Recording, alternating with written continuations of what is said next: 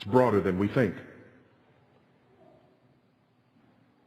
In order to understand the significance of the violation of the seventh commandment, it's important not only to understand what all it encompasses, for example, the 10th commandment and the first commandment, it's also important for us to understand it in the context of the biblical purposes for marriage. And there are three I want to outline for you. Three biblical purposes for marriage. Purpose number one, God gave us marriage for procreation. We see that in Genesis chapter 1, for example. First commandment in the Bible, be fruitful and multiply. We also see that in Malachi chapter 2. What was God after in your union? A godly seed. That's what he's after, godly seed. So procreation. And by the way, procreation is not just the having of children. Procreation is actually bringing forth children with a view toward raising them in the discipline and instruction of the Lord so that we may take dominion as God has called us to. It's not just having a number of children. It's bigger than that. It's more significant than that. It's more important than that. And that is purpose number one for marriage. So when we look at purpose number one for marriage and put adultery in that context, what do we see? God gives us marriage for the purpose of procreation within the context of a family that will bring children up in the discipline and instruction of the Lord. Adultery, number one, opens us up to illegitimate procreation outside of the covenant of marriage, thereby denying one set of our children or both sets of our children the parentage that God requires in order for us to raise them the way he told us to.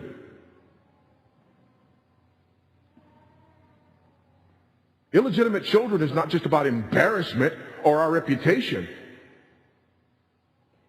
Illegitimate children is about us bringing children into this world that we do not provide for, either financially or in discipleship. So when it comes to procreation, again, the very purpose of marriage, we have violated the marriage by opening ourselves up to illegitimate procreation outside of the context of the marriage relationship where God intended for it to take place. Second purpose of marriage is sanctification. Sanctification. Look at this. A lot of people don't like this, but turn with me to 1 Corinthians chapter 7. A lot of us don't like this because we're caught up in the romanticism of the Greco-Roman world. And we like to think about all these romantic things in marriage and so on and so forth. And how do I love thee? Let me count the ways. Oh, Romeo, Romeo, wherefore art thou Romeo? Then we read 1 Corinthians chapter 7. It just messes all that up. Verse 1. Now concerning the matter about which you wrote, it is good for a man not to have sexual relations with a woman. But because of temptation to sexual immorality, each man should have his own wife and each woman her own husband. How romantic is that?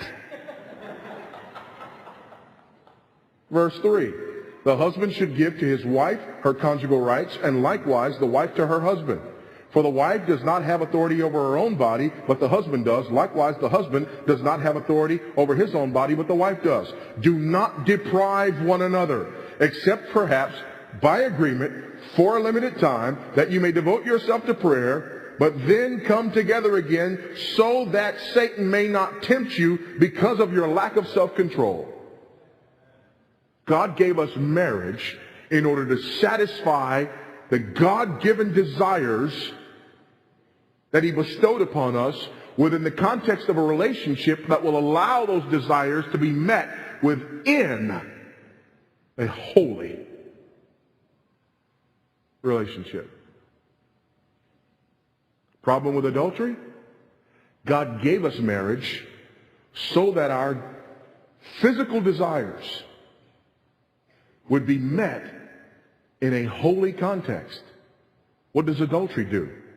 It takes those physical desires and meets them in an illegitimate context. It says to God, I know you love me and you intended to meet my desires. However, I'm not satisfied with the way you met my desires. I want to go meet my desires in another way. Because quite frankly, I think I'm a little wiser than you about wants and needs and desires. So I'm going over here to this other relationship that does not meet your requirements so that I can somehow achieve the wholeness that you, oh God, are incapable of bringing about in my life. It's idolatry. It's idolatry. Finally, procreation, sanctification, and then there is illustration. There's illustration.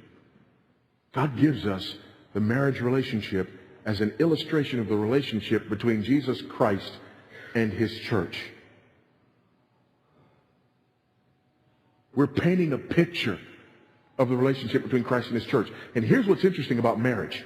Think about this. Remember that tension between the already and the not yet of the kingdom?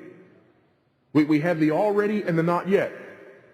Jesus is already the bridegroom, but the marriage has not yet taken place. In fact, turn with me, if you will, to Revelation chapter 19, verses 5 through 8, in Revelation chapter 19. And from the throne came a voice saying, "Praise our God, all you his servants, you who fear him, small and great."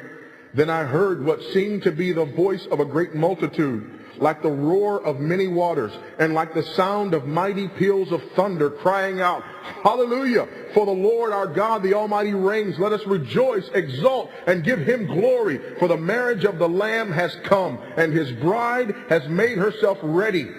It was granted to her to clothe herself with fine linen, bright and pure. For the fine linen is the righteous deeds of the saints." Think about this for a moment, folks.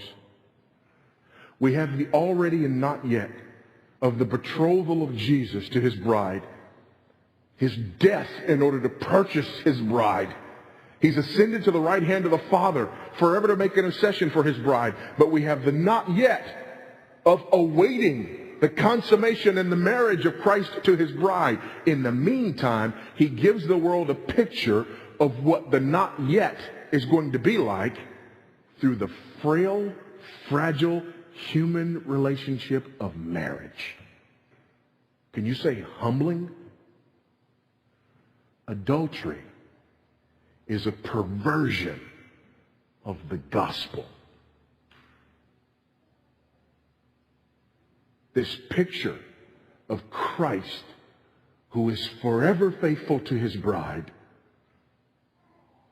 This picture of Christ, who dies for his bride, who is patient with his bride in her faithlessness and in her utter inability to satisfy any needs that he would have if he'd have any, but he doesn't.